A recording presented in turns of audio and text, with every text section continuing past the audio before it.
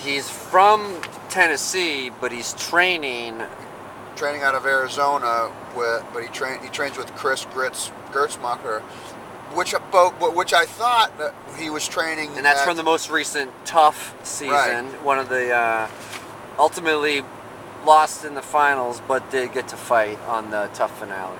Right.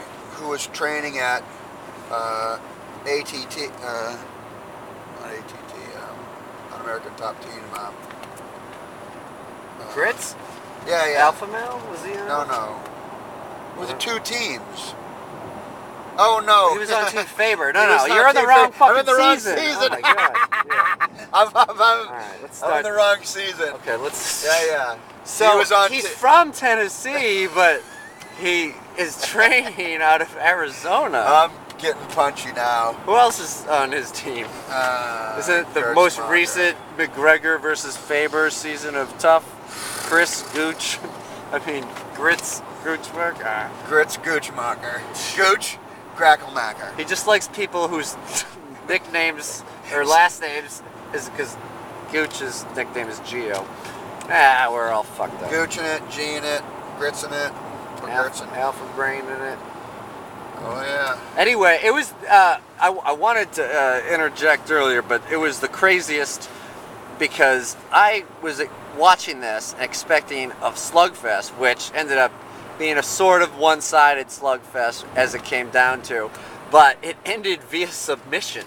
Yeah, a really weird submission. The second ever submission by Gooch. Yeah, and it's a submission that anybody with any kind of ground game would have never. I think it was so many strikes that went before this. As soon as he pulled back on the neck, because he tapped immediately. I guess maybe he could have been, because he could have been out. He could have been like barely hanging on.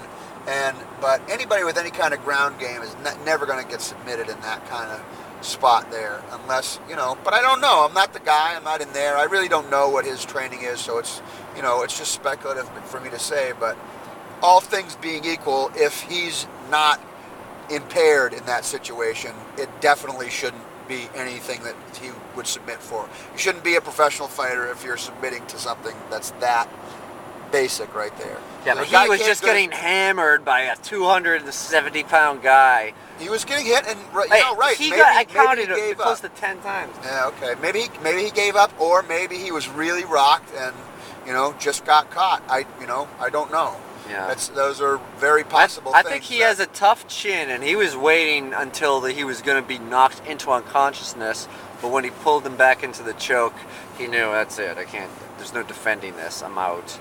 So yeah, I'll watch it again tomorrow or something, and it'll be nice to be able to watch it, on a big screen TV close up where we can really, we're right there in press row where they're not the best seats, they're 5 rows away, so they should be really good seats, but it's, as soon as they hit the canvas, it's hard to tell what's happening. It's hard to tell what's happening with all the cross pieces that are all heavily padded, and you're trying to see, and they're on the other side of the cage, and they're on the ground, and you're going, I think he's in the guy's half guard. He might be mounted. I can't tell if he's trying to go for the back. It looks like he's throwing elbows, but I can't see if they're connecting or not.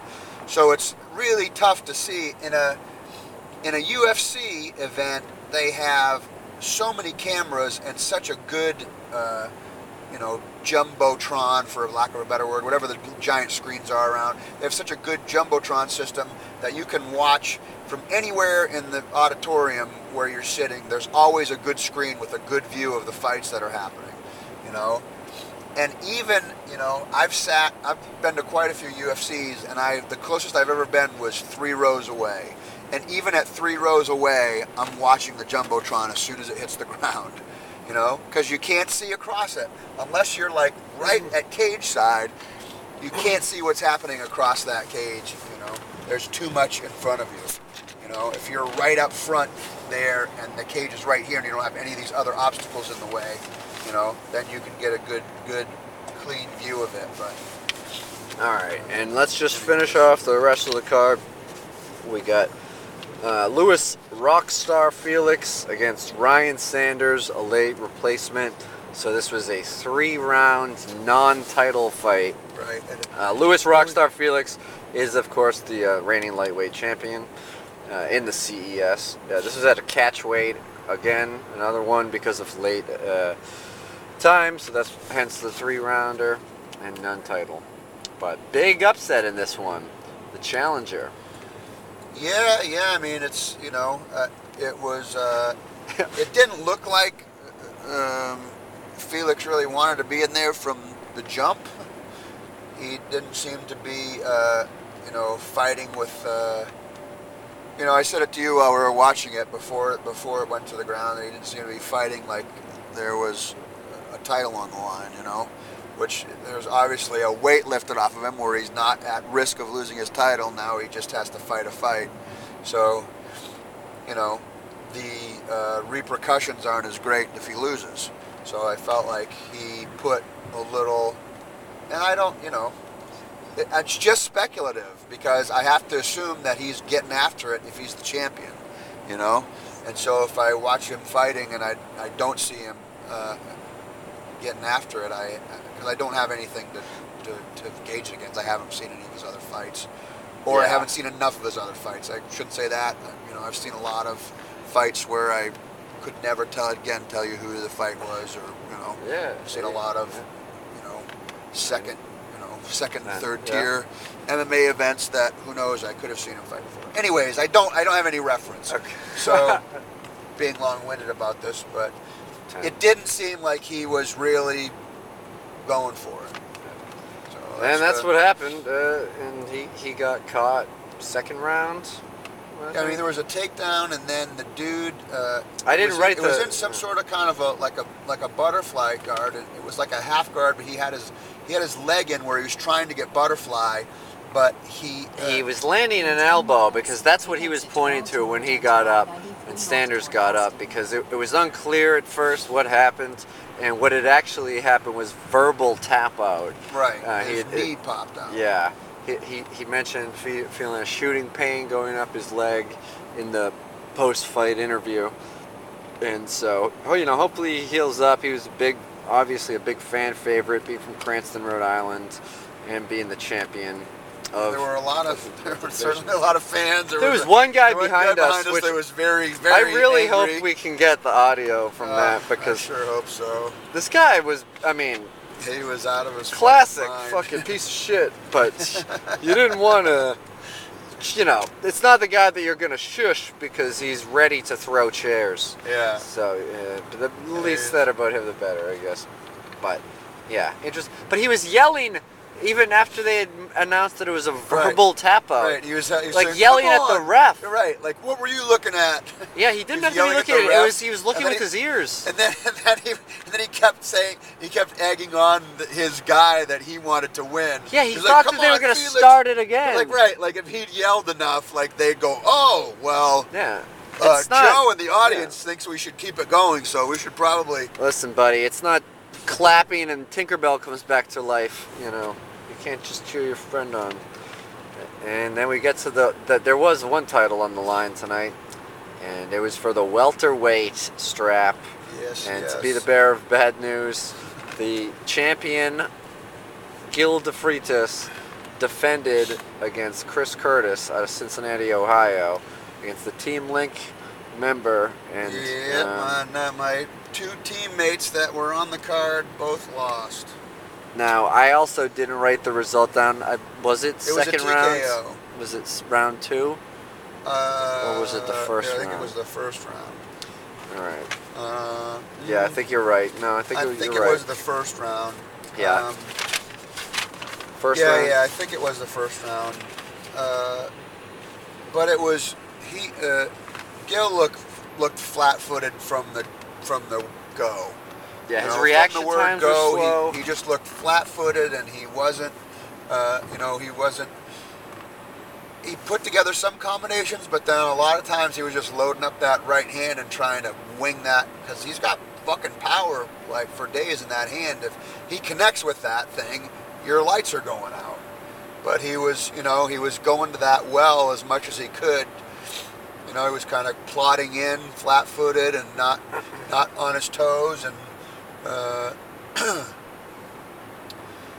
he got caught and caught some knees and caught some body shots that really. I think that was what. Well, his reaction ultimately- times were slow, and it could have been a weight issue. We were speaking afterwards. We went and Right, we talked to talked some to of some- the officials at the CES, and they said there were people said that he looked dehydrated at the weigh-ins. Right. So that could have definitely been a factor, You have to make that championship weight right on it. Not a pound over. There's no lenience in title bouts under the unified rules. So, unfortunately, but I know Taylor didn't make weight, and I talked to his brother Brett. Trahan came up before the fights, came over and saw us on press row and came over to say hi, and he said that because I saw that Taylor didn't make weight, and I wasn't sure how they dealt with that, if he had another hour to go or what. And so I asked Brett, and he said no, they only got one chance to hit weight, and he missed weight, and so he had to surrender some of his purse. Oh, that's surprising to me. They don't give an hour. Yeah, it was. He said Brett said he seems to think it's some kind of Rhode Island rule, par with their athletic commission rules here, I guess. Yeah.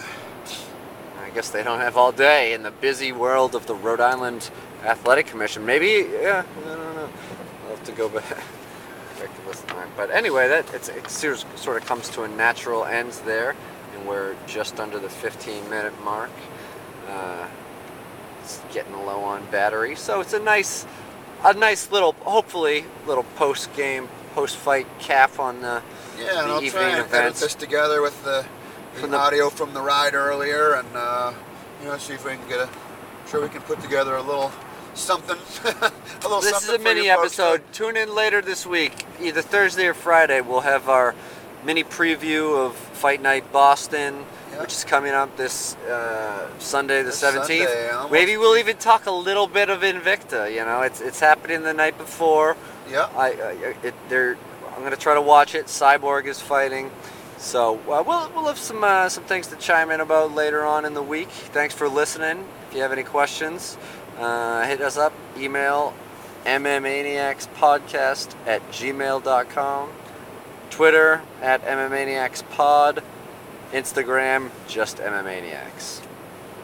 And Pod then wasn't Facebook taken. too. Facebook too. We have the MMAniacs podcast at Facebook, which is facebook.com/MMAniacs. Awesome. Cool. Thanks for listening, and see you then.